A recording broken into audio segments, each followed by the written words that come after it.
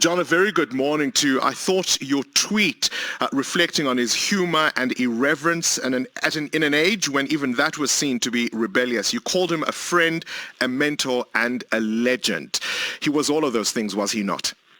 He certainly was, Bond. It was lovely talking to you. And, I always remember when I sat in your seat some years ago, that it all started with John Berks, and that when I sat there, the responsibility of sitting on the shoulder of a giant, and it all started with Berksy, and I'm sure that's something that motivates you as well. It's a privileged position. He was a legend. Don't I know it, John? Don't I know it? Believe me. One of the things I think is absolutely extraordinary is, of course, he'd hosted the show before 702 became a talk station, but he was able to shift and make that change really almost without effort.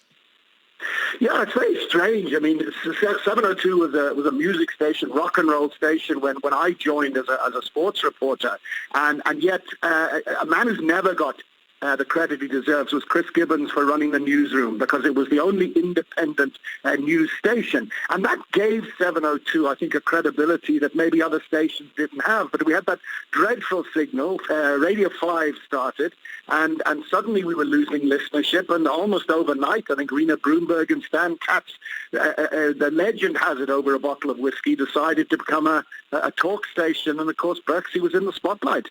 As I understand it, John, in fact, it was Berksy who gave you your first break in radio. Yeah, at that time, Berksy always found reasons to go to America.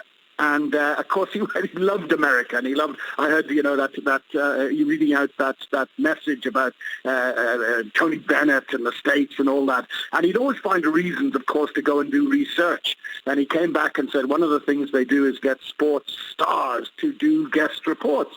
And somebody said, well, who could do it? And he said, well, I've heard this young Robbie I was injured in my rugby career, and I did some commentary for the SABC with Alan Wilkins. And he said, how about Robbie? And that's where it all started. And yes, I did. I used to share with David Williams the morning sport, 3 hours on the radio. The princely sum of 28 rands was what we got for that particular shift. And he used to drive me mad because Kevin Kelly and himself, his engineer, used to play the theme music. When they saw me coming from the newsroom, they'd play it early. And, of course, I didn't cotton on, and used to, even thinking of it now makes me laugh once. Oh, gosh, reflections. Thank you so much, John Robbie, former 702 broadcaster, the host of 702 Breakfast for so many years. And, of course, as where these things go, it was John Robbie who helped John Perlman get his first break on radio, certainly paid that moment forward. Jenny Chris Williams, author, veteran broadcaster, also remembers John Berks, no doubt, with some fondness. Jenny, gosh, we should stop meeting like this. No, I wanted to go on and on because I got a crush on you. Tell me your reflections of John Berks. You know, there's a very common theme that is running through everything. That amazing voice of his. I mean, and that, of course, comes straight from America and Camel cigarettes and whatever. I'm not saying that John smoked, but that deep, reassuring voice. Yeah. And he did transition easily, but John Robbie is absolutely correct. He came back from America, and everybody was talking. And I think that John Berks was in that wonderful sweet spot. It was a confluence of all sorts of things. First of all, he came back and he was enamored with it, and he knew he could do it because he was talking already with his music. He just knew he could do it. Second, the country was in ferment. And, we were reaching the height of apartheid, and there was nowhere where people could express themselves other than in print. And, of course, radio is there. It's right up in the firing line. And Izzy Kirsch, and nobody's given him enough credit, I don't think, for actually saying to Berksy, all right, let's try it, let's do it. Because we did have that terrible signal, and that AM signal, and which was difficult for people with music, It was difficult for us to compete. So when he came back and suddenly this thing started, and John Robbie was there. John, actually, I remember listening to John Robbie and thinking, I've got to have some of this. I have to. And going to Rena Broomberg and therefore to Stan Katz. And I had worked with John Berks before, but I was in print at that particular day. And I mean, I was just enamored of the world. And so was Berksy, and he enabled everybody to just laugh. The power of laughter and the power of communication in a time of social unrest when nobody knew what was going to happen next, where people were hoarding this and hoarding that and emigrating, and it was a very uncertain time. And he straddled that time. And I just think talk radio came at exactly the right time with exactly the right people. It was the sweet spot.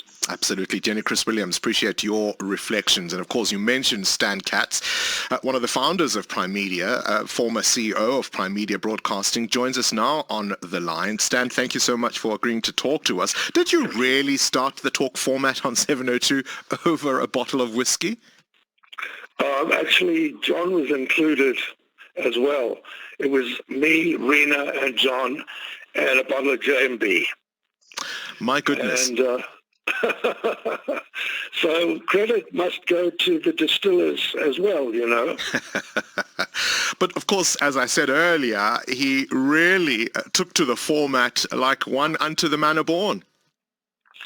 Absolutely, and the reason is John was a storyteller, and nobody could tell a story better than John. So it was a natural transition. I think everybody remembers John for his prank calls. In fact, you played a couple of snippets earlier. And I think, as John Robbie mentioned, it was water cooler talk with John. Did you hear what John said this morning? Yeah. But he was dangerous.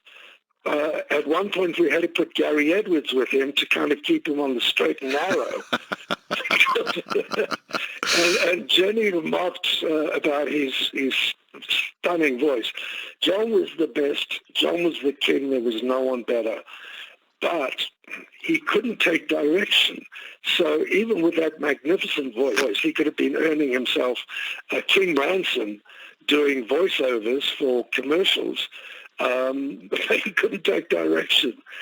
So, and then my relationship with John was, I suppose, I don't think the word complex is quite right, but it varied over the years.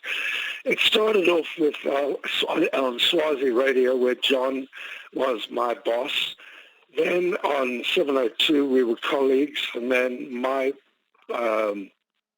career took a different trajectory. I got into management and ended up running the station. And then I was John's boss. And in 1987, I was doing the morning show. John had taken one of numerous sabbaticals. That was the thing with John. He would burn out. He would put so much into his show that he would frequently burn out. He's also noted for his frequent retirements. I think John retired 3 times. Yeah. And then he would make this triumphant comeback, and it'd be welcomed by his adoring fans. But he was the king. He was the king, was he not? He was the king. Stan Katz, I appreciate your reflections. Thank you so much for joining us. One of the founders of Prime Media, as he said, over that bottle of whiskey. And here we are.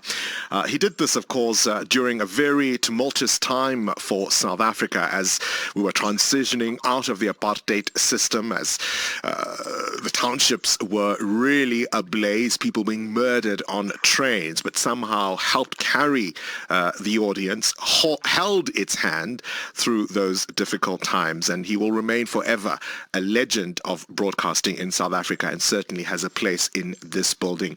Rest in peace, John Berks.